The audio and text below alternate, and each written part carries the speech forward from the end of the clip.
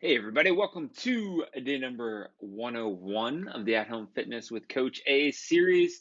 It is Wednesday, June 24th, and it's not a celebration anymore. We're ready to get back to work and get back to the grind. So, we're looking at an upper body day today, which I will be walking you through both parts of strength and workout. The strength piece, let's go over both of these real quick, and then I will demonstrate and explain them further out in the garage gym. Strength piece is going to be 5 rounds. It's programmed as a barbell body weight bench press. All right, lots of B's.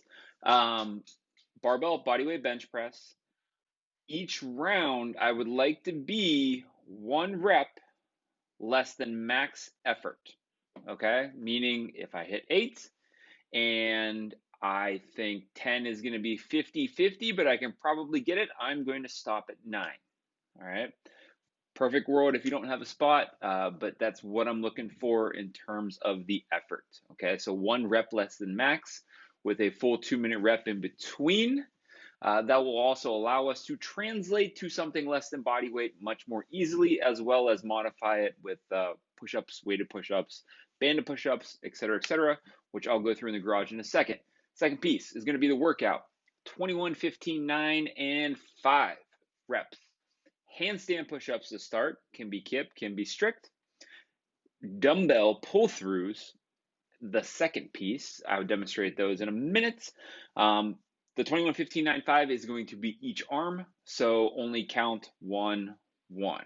All right. And then the third piece is going to be double unders, and that is going to be times 5, meaning on the round of 21, you have 105 double unders. On the round of 15, you have 75 double unders, 45 double unders, and 25 double unders. All the modifications I'll go through in a second. If you guys stick around, keep watching the video, as well as maybe how to scale up and scale down.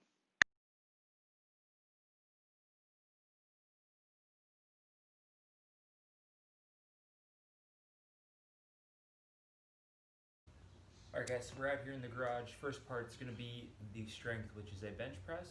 Remember, the most important thing here, so 5 rounds, 2-minute rest in between.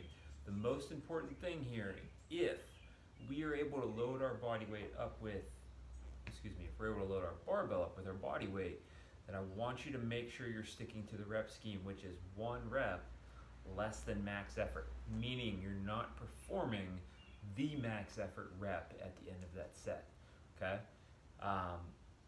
It's important because it's going to help us maintain quality. It's also going to help us maintain control, which hopefully will allow us to get more out of this and be able to progress with it going forward, no matter the tools we have at home. So it's programmed for a barbell at body weight. Stick around, check out the beginning of the modifications video at the end to see all of the different modifications we can use for the bench press.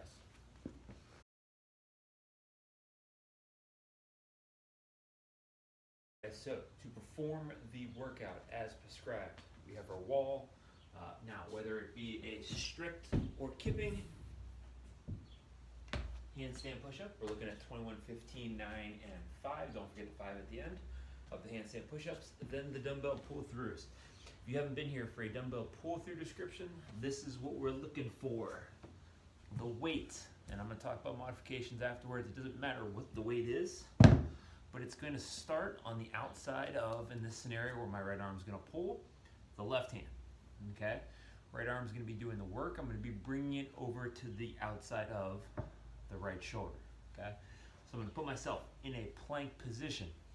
Think of this as a alternating plank row type position, maybe even just a plank hold position. If you want your feet to be in, that's fine. If you want your feet to be out for a little bit more stability, that's fine as well. I'm going to grab the dumbbell or the weight with my right hand and pull it through just on the outside of that right hand.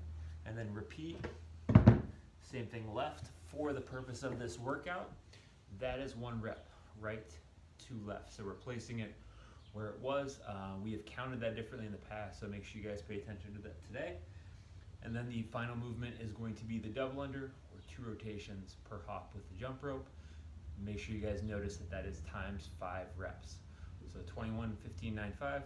21, 15, 9, 5 each, and then 105, 75, 45, 25 on the double unders.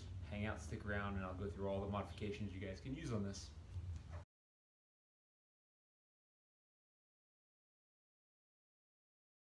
Stay tuned for movement modifications. So we're looking at modifications for the bench press. There are tons, so many different things you guys can do depending on the equipment you have. Let's go through the obvious ones first. We have dumbbells or we have kettlebells. We have a bench. We can still do, even though it's obviously much lighter than our body weight, the same rep scheme in terms of one short of max effort on the dumbbells or the kettlebells. Right? I can do them on the floor as a floor press. If that is what we're going to go to, I'd like you guys to at least look around to see if you have a roller or some pillows or something that you can prop yourself up with to be able to get those shoulder blades back together a little bit more, increase that range of motion slightly. If you can do that, we're going to be in a better position to actually get out of this what we're looking to get out of this. Now, Oswald saying hi. If we don't have two, we only have one, we can still do the same thing, the same setup, just single arm. It's up to you guys in which case. Let's follow what we've done in the past for our pattern of pick the weaker side, do the reps, complete those reps on the stronger side. Okay, rest is still going to be the same. One rep short is still going to be the same. We don't have any of those weights, but we have a band. There's a couple different things we can do here. We can take the band, loop it around under the bench if we have a bench, and bench press with it. Or we can take the band, loop it around the back of the shoulders, and do banded push-ups. We can take the band, add it to a bar, to a broomstick, to the dumbbells to make anything more resistant and heavier. We can also take and put a book bag on if we don't have a band or anything with weight in it and weight our push-ups that way. All right, the idea here is increase the resistance over a push-up or over what you would normally do on a push-up and go at it that way. Stick around, go over the modifications for the workouts. Let's talk mods for the workout. So first one is going to be the handstand push-up. If we can't get up into the handstand on the wall, or we don't have the strength to do it, you can always do that pike position, whether it's feet down on the wall, getting the butt up in the air, trying to still press the body weight, or putting the feet or knees up on a bench, elevating them to make it easier to get that spine nice and inverted vertically. Okay? If we don't have any of that, we can always grab dumbbells, kettlebells, do a seated press, a shoulder press. One of the things I like the best, I'm just going to use one weight here so I can demonstrate a single weight versus two. A Z press, seated position on the ground, knees straight, legs open, about a 90-degree angle here. It's going to force us to find our own overhead mobility instead of being able to compensate with the spine. I can always take this band, sit on it, do the same kind of thing. I can stand up with the band under my feet, do the exact same thing. There's a bunch of different ways of modifying the reps. If you have to modify it in a manner that makes them very light, do not be afraid to modify up the rep scheme, okay? Especially that 21 to 15, that round, those two rounds should be very taxing, and even that round of 9. The 5's just in there to kind of give you something to push through at the end to complete and to get the overall reps up, but the other 3 rounds should be pretty challenging. All right, let's move on to the banded pull-throughs. A couple different things, bands one options, how to modify a pull-through. Obviously a kettlebell, barbell, dumbbell, same thing. For the barbell, if you guys aren't sure how to do that, let's say we only have the barbell and plates, but the plates aren't in a position where I can grab them and pull them through. I can take the barbell, put it in the bottom of the wall, maybe put it in a corner, so it's coming at me this way, set myself up with the bar just inside the hand, and I'm going to bring it over, set it down, and then bring it over again. Obviously, I'm not going to be able to take that through my wrist to the point where I'm able to cross over on the outside of the shoulder like I could with dumbbells, but I'm still able to get the idea of the counter bracing with the core and that posterior outward pull, if you will, that lateral pull with the shoulder. If I don't have any weights, I don't have a book bag or basket or anything I can pull and slide, there is a way that we can do something very similar with the band. So in this position, I'm going to theoretically attach the band just below where the camera is here. Okay, so I'm just going to toss it up there so you guys get a visual. But I'm going to put myself in a side plank position. Let's assume the band is in tension going that way.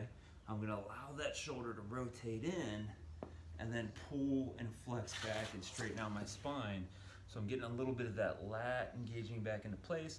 I'm getting the core holding stability, not wanting to drop and fall down with the hips to the floor and things along those lines. All right, so really what we're looking for here is a lateral pull, an outward pull with the shoulder with the back muscles, as well as the core fighting the hold stability and not to just turn and twist and move with the back muscles, okay? And the last movement we have was double unders. Pretty much the same thing you guys have always done, okay? If it's gonna be a single under, you can do 2 times as many reps, however you wanna go about it. I just don't want you to get to the point where, you know, you're spending a minute and a half doing singles on that first round, because that kind of gets us out the flow of the workout. We can also do some things like lateral hops, if you guys haven't seen this. Okay, we can do toe taps, where you're gonna put something in front, bounce up and down on the toes, keep tapping a target so there is an accuracy aspect to it, if you will. Jumping jacks, always a good one because it's going to drive the heart rate up. Just keep in mind, we want to find an appropriate time frame here. All right, so to explain what I'm looking for on the time of the double unders, that first round is going to be 105. We should be looking at somewhere between probably 1 and 2 minutes. Any more than 2 minutes to do 105 double unders, and you're probably going to be taking a little long, maybe scale down to 4 times or 3 times 21 from there, okay? And then on the 15-9-5, which is 75, 45, 25, that should proportionally kind of drop down. Now, obviously, there is a fatigue factor here. The further you guys get into this, the harder those should get for most of us because of how much shoulders we're using. That's fine if we start kicking the rope a little bit more, you know, something along those lines, the time frame starts to go up per double under, so to speak. But we don't, if we're gonna modify away from the high skill of the double under, we don't necessarily want that to apply as well. That should stay a little bit more uniform as we lessen the reps. All right, any questions, any comments?